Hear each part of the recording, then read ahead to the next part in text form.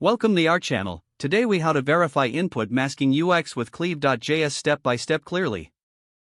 To verify input masking user experience with Cleave.js, start by setting up your project.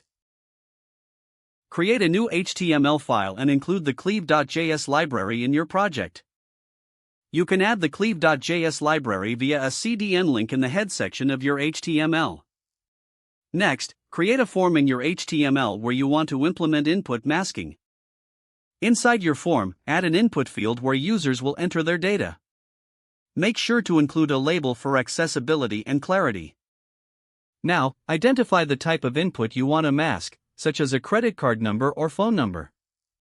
In your JavaScript file, initialize a new instance of Cleave.js targeting your input field. Specify the format you want for the masking in the options. If you're masking a credit card, use the cards option and define the card types you want to support. Save your JavaScript and refresh your HTML file to view the input field with the masking in action.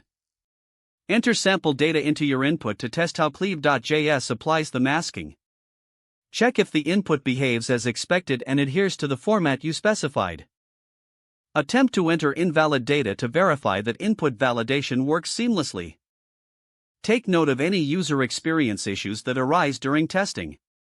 Consider implementing additional feedback for users, such as error messages or hints. After testing, refine the masking options based on user feedback. Repeat the testing process to ensure all improvements are effective. Incorporate the final version of the input masking into your project after successful verification. Document your findings and adjustments for future reference.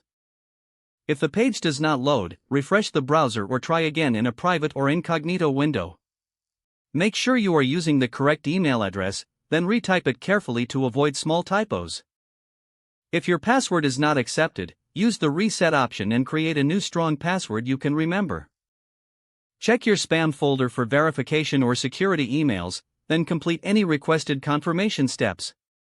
Enable two-factor authentication if available to improve account security and reduce unauthorized access. After signing in, review your profile details so your contact information and settings are accurate and current.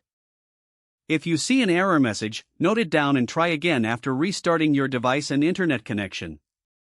Log out when you finish, especially on shared devices, to keep your account and payment information secure. Don't forget to like this video and subscribe to our channel for more step-by-step tech guides.